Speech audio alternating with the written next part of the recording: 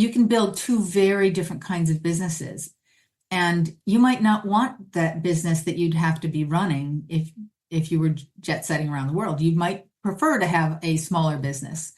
So I always start with, what's the lifestyle you want to be living? And let's design your business so you can live that lifestyle. Because honestly, you're not on this earth to run your business. You're on this earth to live your life. And your business is supposed to support you living that life. Welcome to Making Change with Your Money, a podcast that highlights the stories and strategies of women who experienced a big life transition and overcame challenges as they redefined financial success for themselves. Now here's your host, certified financial planner, Laura Rotter. I am so excited to have my guest today, Lynne Roe. Lynne is the president of LSR Consultants and the author of Leadership in Action, Inspiration for Intentional Leadership, a book designed to help leaders of all types improve their leadership skills a little bit every week. Lynne works with entrepreneurs and small business owners to develop a strong foundation to lead their business, taking business owners from entrepreneur to CEO of a successful and profitable business. So welcome, Lynne, to the Making Change with Your Money podcast. Thank you so much for having me today. Looking forward to see where this conversation takes us, Lynne. And of course, I will start how I always start, which is, Lynne, what was money like in your family growing up?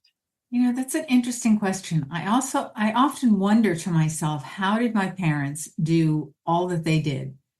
Because I know my dad had a good salary. I don't think he had a great salary. He had a good salary, but I can't believe all the things that they were able to provide for my siblings and I. There were four of us, and I grew up in Chappaqua.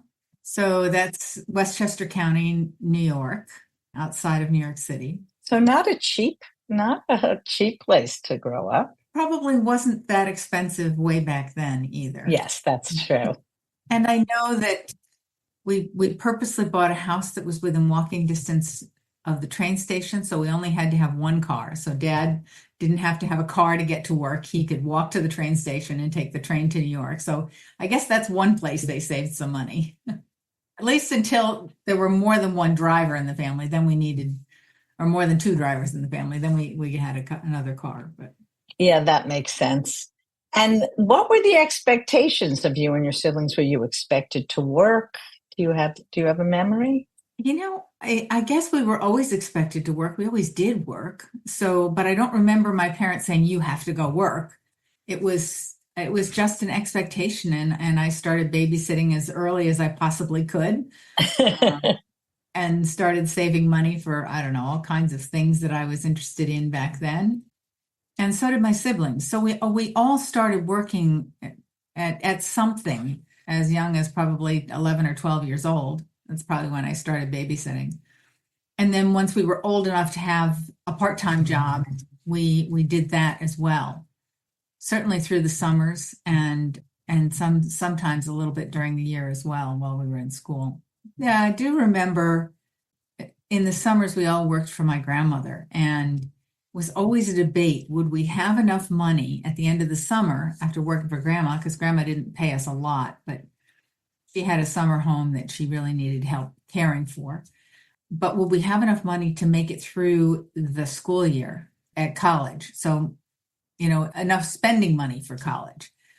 That was always the question. Would it be enough to support Grandma with help and not get paid as much as maybe we would in another job, but also have enough to make it through the school year? Thanks for sharing that. So I guess I'm coming away with two thoughts, which is certainly your money was your own. You weren't expected to buy yourself clothing or books or necessities.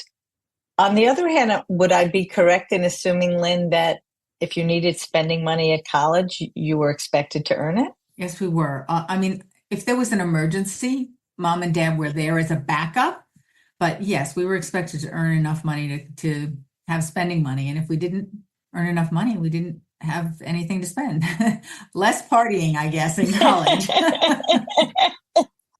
Exactly. So So that was clearly a very strong work ethic that was passed along to you and your siblings. I know you have one brother because I know one of your brothers.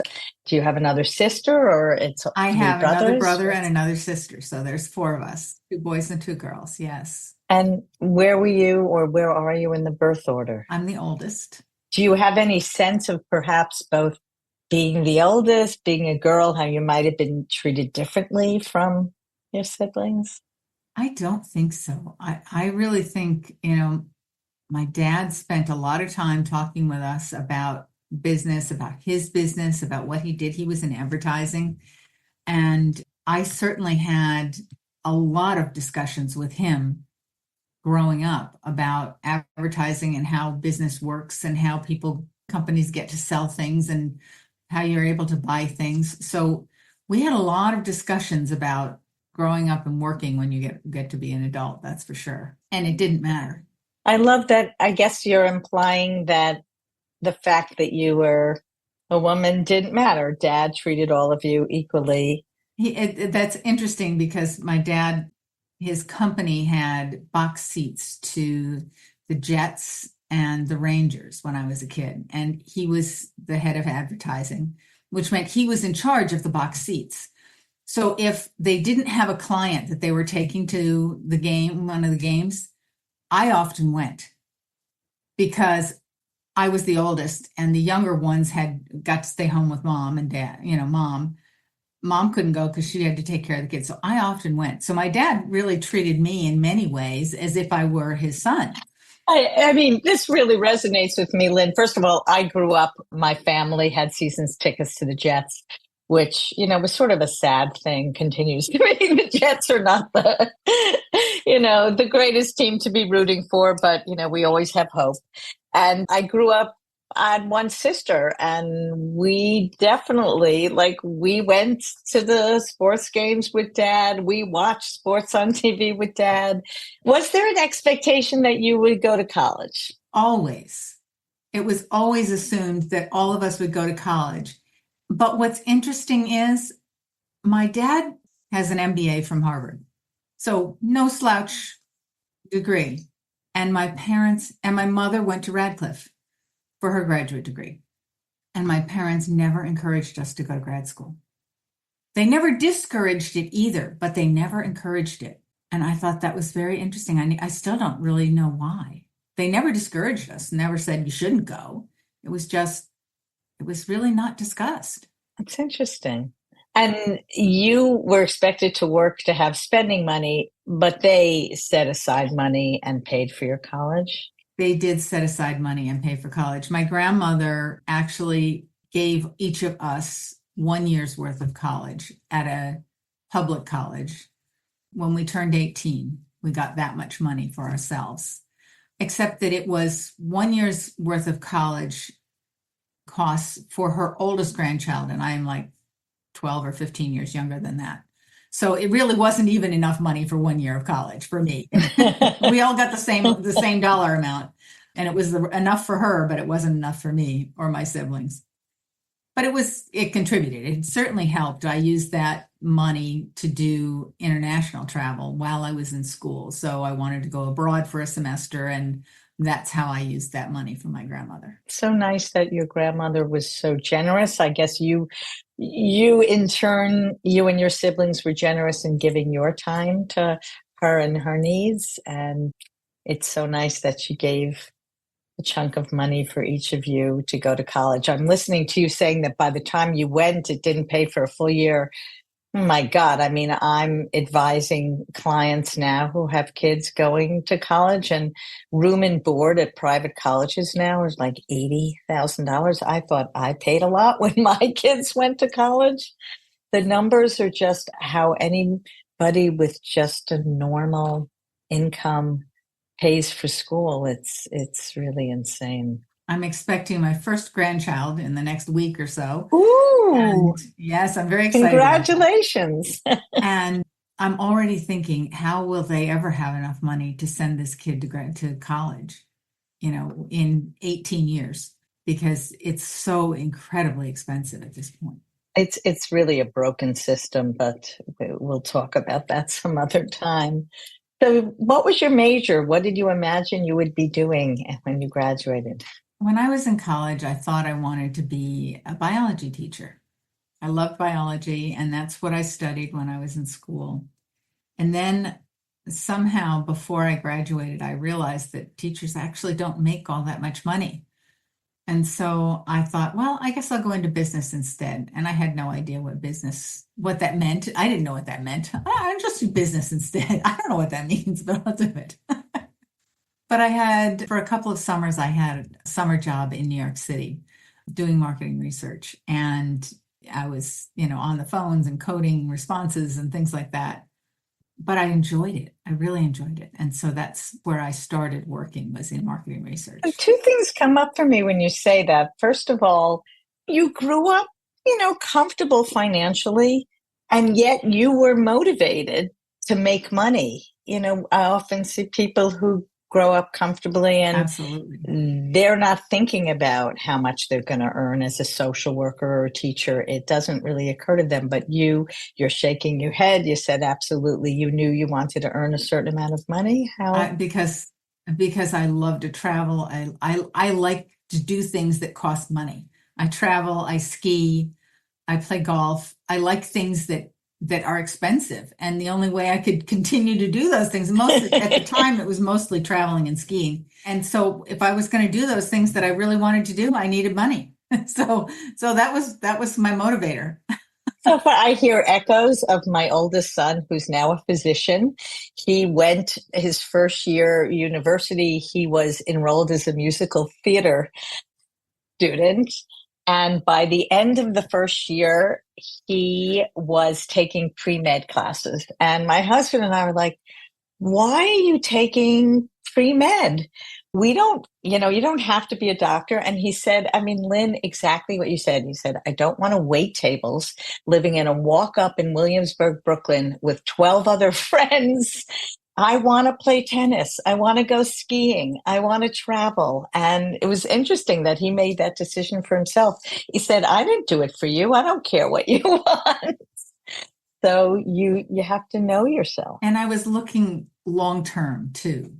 My first job, I made almost no money. And when I got done paying my rent and utilities, I had about $50 a week, not even for everything else. Food, toiletries and going out. I had nothing, to the point where when I met my husband, we met on a blind date, and he called me and he invited me to go out for a drink. And I said to myself, oh, I need more than a drink. I need dinner. So I invited him over for cocktails, and I had some wine in the refrigerator for some left over from something. And I had a little bit of cheese and crackers, and we had that. And then he said, well, would you like to go out for dinner? And I was like, yes, please. Better than ramen. I truly had no money for anything when I first started working, but I knew that I had the potential, and I knew that the industry I was in would give me the potential to earn money. Yes, I'm sure we all have. And then be able to do what I wanted to do. So your son was probably smarter because he started out as a physician, and they make a lot more money. First, they spend a lot of money to train to be physicians, and then. That's but true. I think all of us with our entry level, I still remember doing like the Christmas savings, so that at the end of an entire year with my first job, I had like $1,000 of savings. But I'm sure you were similar. I was very disciplined, and I was going to save money. And I would only shop at the grocery store that had the green stamps. Do you remember green stamps? I do. And we still use the silverware that I bought with green stamps on a day. That's my primary silverware every day. That's so funny. I remember my mother having green stamps. So you mentioned that market research was attractive to you. What do you think, what attracted you to it? What about your skill set you feel was being used? I loved the fact that I had a whole lot of different clients in different industries. And so I was never always doing the same thing. It was every client had a new challenge and something interesting that they were doing. And I got to be a part of what they were doing. So I had clients. I had IBM as a client. I had AT&T as a client. I had some very big clients, and then I had some very small clients. And it was just fun. IBM needed some research done on personal computers way back when, and I did the research for that. AT&T needed some research done on this idea that how would you feel about a telephone that you could carry around with you and everybody would have your number all the time, no matter where you are? Would anybody be interested in that? I did some research on that. And then I did research on all kinds of new things that didn't exist at the time, new products and ideas that people were considering doing. So I loved the fact that it was never the same thing. One of the research projects was, what do you put in stew? Because they were developing a new stew. This company was developing a new stew, and they wanted to know what people put in their stew so that, they could. Anyway, it was always something different. There was always something new for me to be thinking about. And I love that. Thank you. And what was the mix between client interaction and actual research where you're sort of on your own doing work? So client interaction, obviously we had to plan the work that we were doing.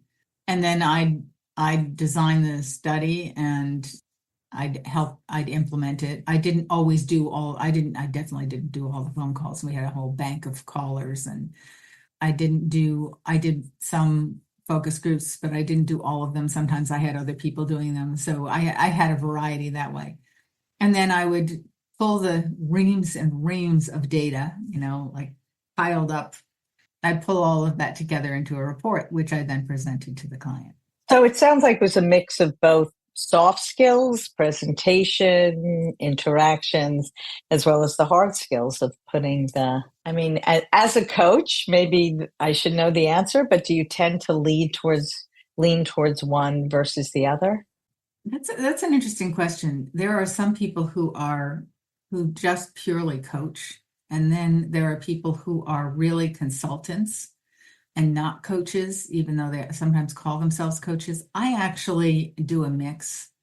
I coach when that's what I think my client needs, and I consult when I think that's what my client needs. And I don't always tell them what I'm doing, but I have to shift my own brain because it's a different set of skills. Coaching and consulting is two different sets of skills. So when I move myself, I think, okay, this client really needs me to be a coach right now. I move myself into that coaching mode and start thinking that way as opposed to consulting mode. Interesting. So this is leading me to ask, Lynne, how do you know which mode? Is there a way you could describe to a layperson like me what you're looking for? Yeah, it depends on what the question is.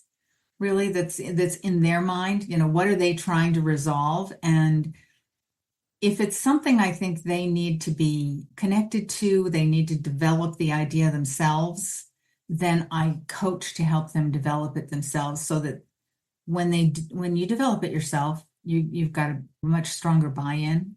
But sometimes they just need someone to say, this is how you do it.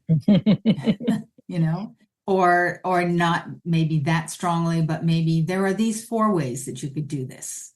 And then we talk about the different, and that's more of a consulting role. So I guess clearly I can see how you were drawn to consulting, but what was the path? How did you end up leaving the market research path and starting your work as a consultant? So I worked for some big companies in marketing research, and then I also worked for small market research companies.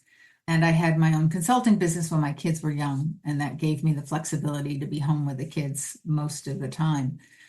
And then as the kids started to grow, I knew I was looking for something different. The industry was changing. And so I actually just said, I recognized that my school district needed an after-school enrichment program. And so a friend and I started the after-school enrichment program in our school district. And that was a huge leadership challenge because we had to get the school board, the superintendent of schools, the principals of 3 different schools, all the parents, all the teachers, the custodial staff. We had to get everybody on board with it.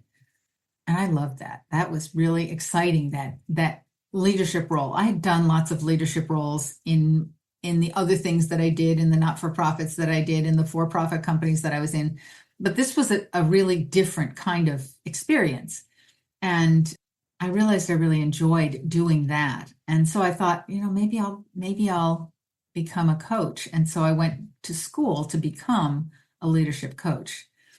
And that's a full year's worth of study. And then I came out and thought, oh, I'll be a coach in corporate because I've done that and I know it. It really wasn't for me. I could see how the work that I was doing was making a difference with the teams that I was working with. They could communicate better, things were happening more smoothly. But I also really had enjoyed growing businesses. And I couldn't see that the work I was doing with these corporate teams was having any effect on the business because the businesses were so big.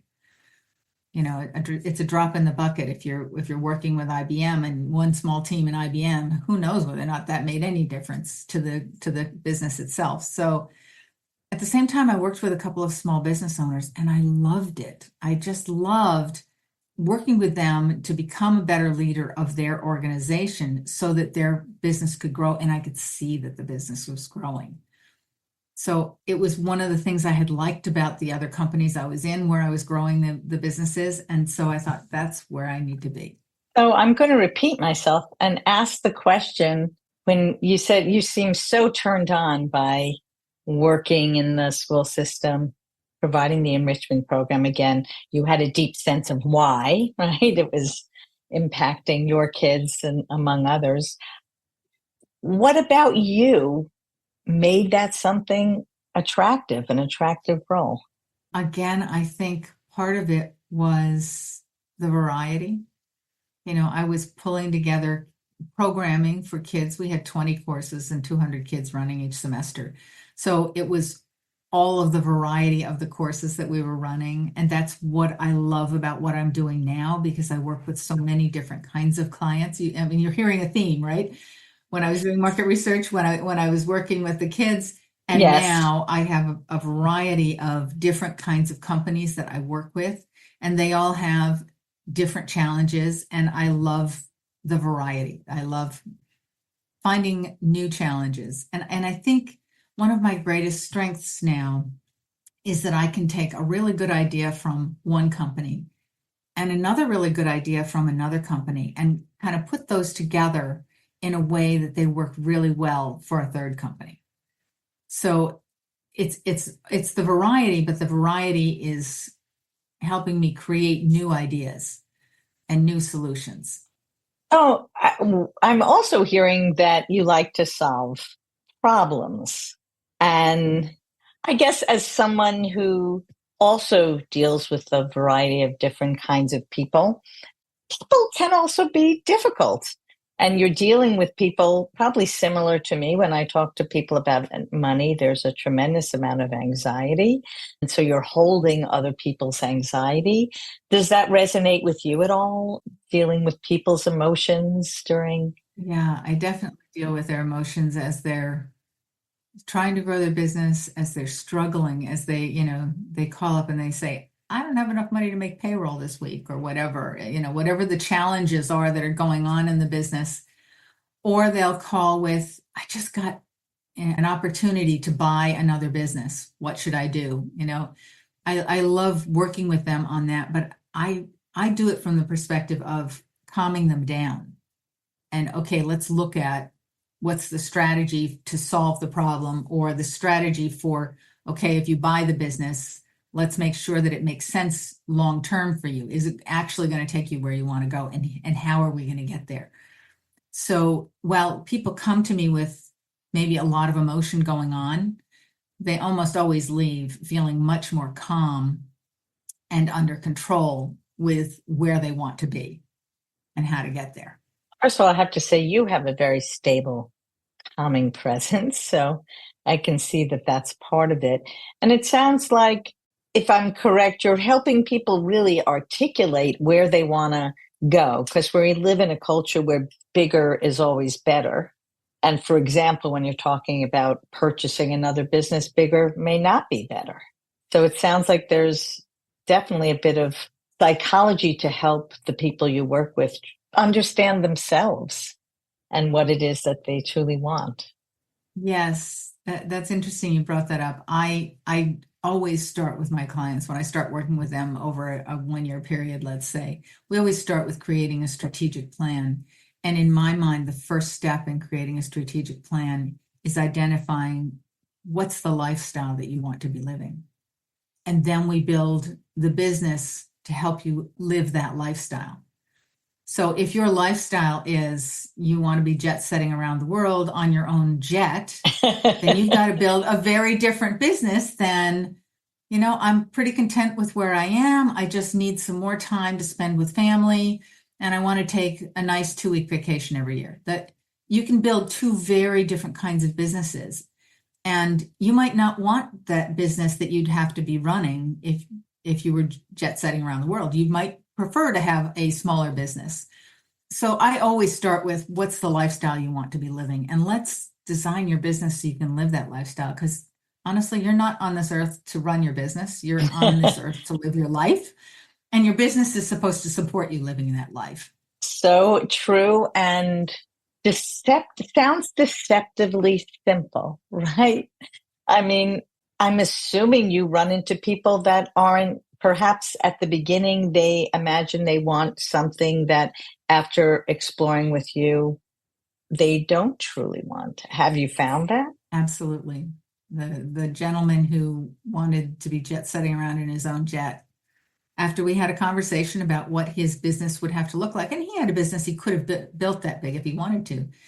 But after we talked about that, he said, it probably would be okay if I just had one of those jet co-ops where I could, it's not my jet. I don't have to own the jet, but I can still go and do what I want to do.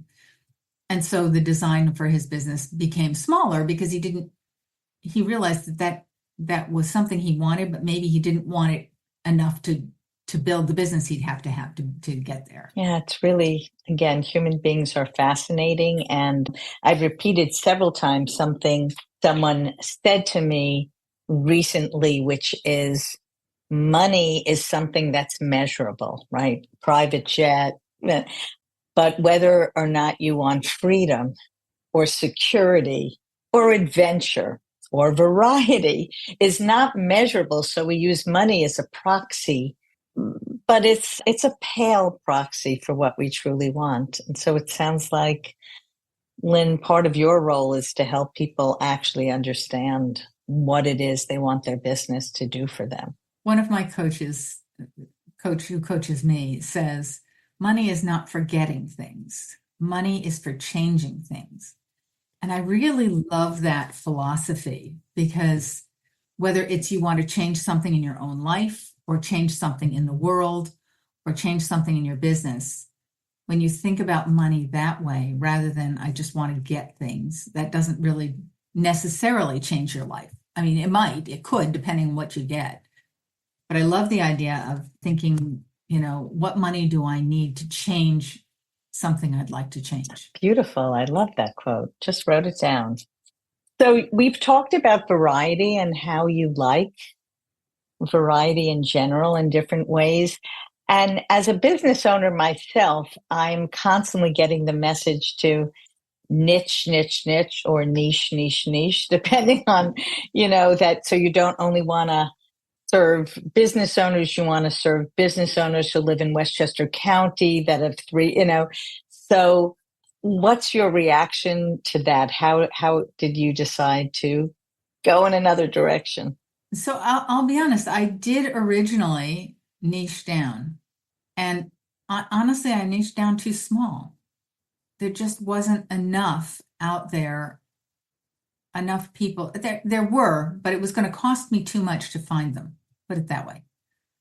And I also thought, well, I don't just want to work with that kind of person or company. And so I went from the niche, the really tight niche, to a much broader niche. And I think that's kind of a personal preference, from my perspective. I like the variety, but I don't work with every business that's out there. I'm not I am definitely not an expert in restaurants. I have someone I know that is an expert in working with restaurants. And if any restaurants come to me, I recommend that they talk to him. So I am niche down in that I work with service-based businesses. I really don't work with retail and products. And yeah, I do a little bit with manufacturing, but not a lot. So in some ways I'm niche down a bit, but not too tight. And that's my own personal preference. And to be honest, I know that makes my marketing a little more difficult. I know it does. So when I'm working with clients, we'll talk about, okay, should we niche down more? For me, being niche down too small is not good because it doesn't feed the variety that I need.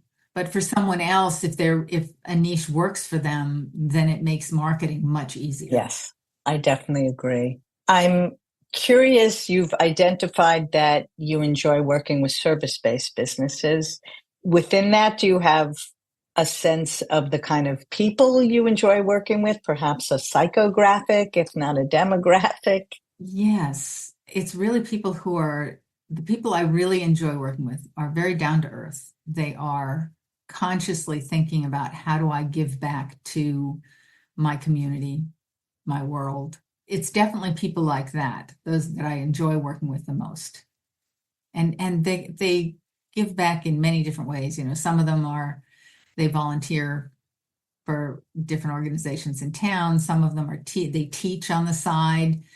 Yeah, it's a variety, but yes, it's always that kind of heart-centered.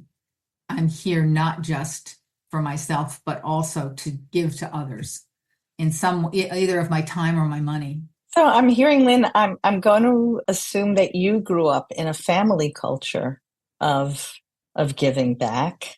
So how are you doing that in your own life? And perhaps maybe you might, do you see what you're doing as mission driven, or how do you see what you're doing as mission driven?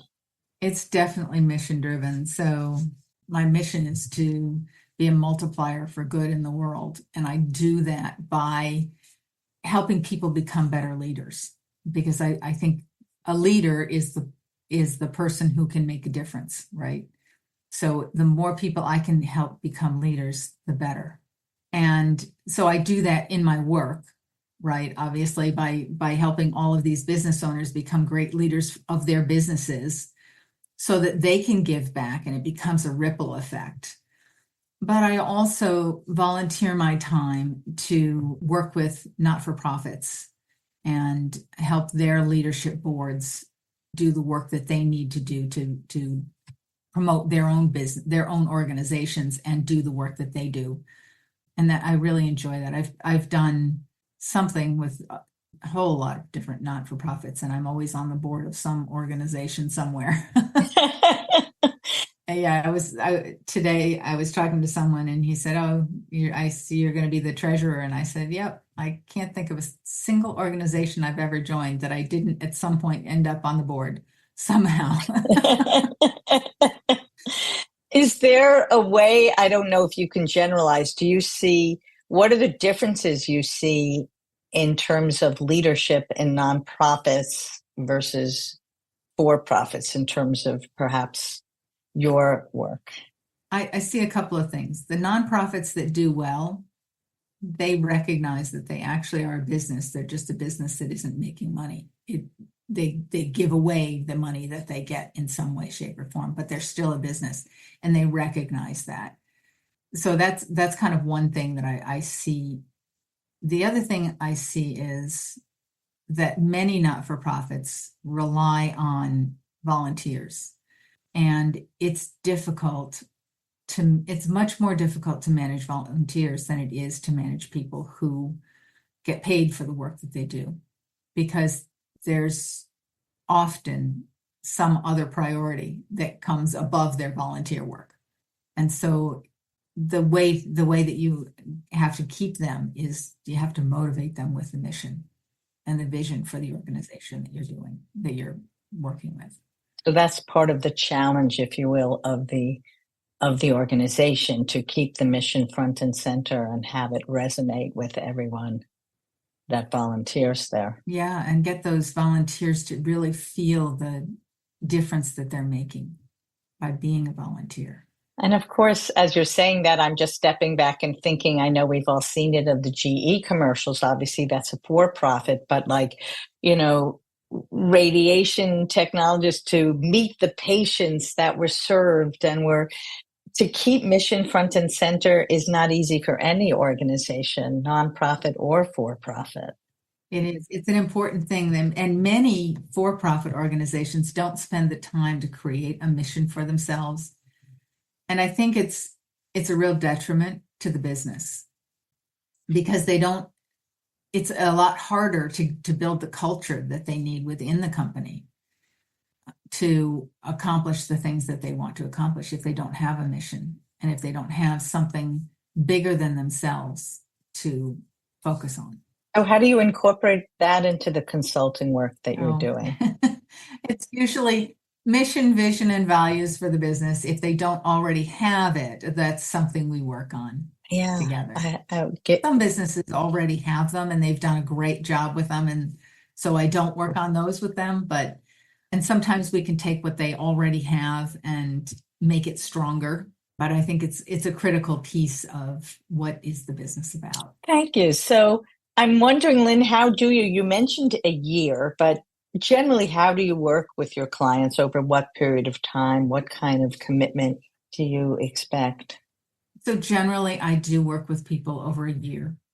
And depending on the business, we'll usually start with a strategic planning session, which can take, several hours, 4 hours, something like that, to create a strategic plan.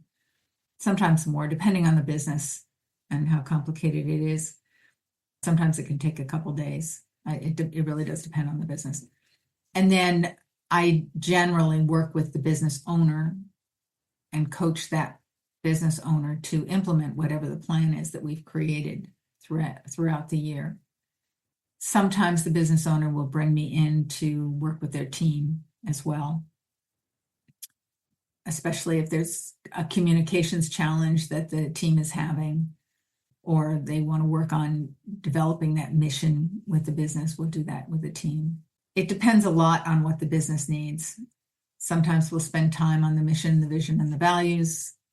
It really depends on what the client needs. I can tell you that most of my clients stick with me for multiple years before they get to the point that they feel really solid in their business and they've got their business running smoothly. Thank you. So as we're getting towards the end of our conversation, Lynne, I always like to ask, and I might tweak it for you. I usually ask, how has your definition of success shifted? I'm curious also, how do you feel like your leadership has shifted? And maybe they're one and the same. I don't know. I think leadership takes a lot of time and experience. And that you can learn some principles, and I think that's important to learn them, but it takes time and experience. And I'm sure that in the beginning, I don't really remember that far back too well, but in the beginning, I probably thought, oh, I'll be the leader and I'll tell them all what to do. I probably thought that. I don't know.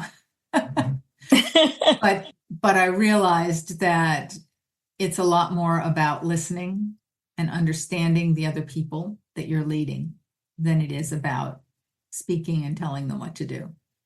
So listening and motivating them. I really see the job of a leader as being the person who does everything they can to make sure the other person can do their job to the best of their ability. So your job as a leader is to support the person underneath you to do their job to the best of their ability. Yeah, and so few leaders really recognize that that's their role, right? So many leaders think it is, be up there and tell people what to do. I mean, having come from an industry, the institutional investment side of the business where you mostly had people who were gifted in investing on their own. So they raised more and more money. So they needed to hire other professionals and had no idea how to lead those professionals. it's a different skill set and didn't seem particularly interested in learning that skill set. And so it is, I'm always encouraged. And I think I think our culture, perhaps the people I know, is much more geared towards recognizing that we lead by listening. We lead by example. We lead not by being the loudest or the, frankly, often nastiest person in the room. And so then I guess I'll repeat the first question, which is, and do you watch yourself, you're about to be a grandmother. Clearly, you're at a different age. How has your definition of success shifted? It's less about money and more about the things I've wanted to do that I haven't yet had the opportunity to do. I think that's where success comes in for me, is having that ability to do new things, or even things that, my book was a great example. I wanted to write a book for a long time, and I finally wrote the book and feel very good about the fact that I wrote a book. Now I'm thinking about the next book. And I was going to ask if there's any ski mountains you still want. There are still quite a few ski mountains I have not yet skied, and I would like to do those as well. Yes. So we're coming to a close. Is there anything else you want to make sure you share with our listeners? I think it's important, if you're a business owner out there listening, for you to think about the fact that if you want to grow, you cannot continue to be the entrepreneur owner of the business. You really need to shift your thinking so that you become the CEO of the business. And that's a matter of changing the questions you ask yourself. So, for example, if the question is, how do I do this? You maybe need to change your question and ask, who can I get to do this? Or who can help me do this? A question like that. It's a shift from I have to do it all to I need to build the team to do it. And that's kind of the most important shift, I think. And until you can make that shift, you only can grow so far, because there's only so much of you to go around. So if, as a business owner, you have a business and it's a small business and you want to grow, you really have to shift your thinking from entrepreneur to how to be the CEO of the business that you are leading. Yes, as an entrepreneur still, I agree. It's certainly, so many of us are employees of our business as opposed to CEOs of our business, and it is a big shift. And I know you to be someone who helps many businesses make that shift, both with the hard skills as well as the soft skills. Thank you so much for being my guest, Lynne.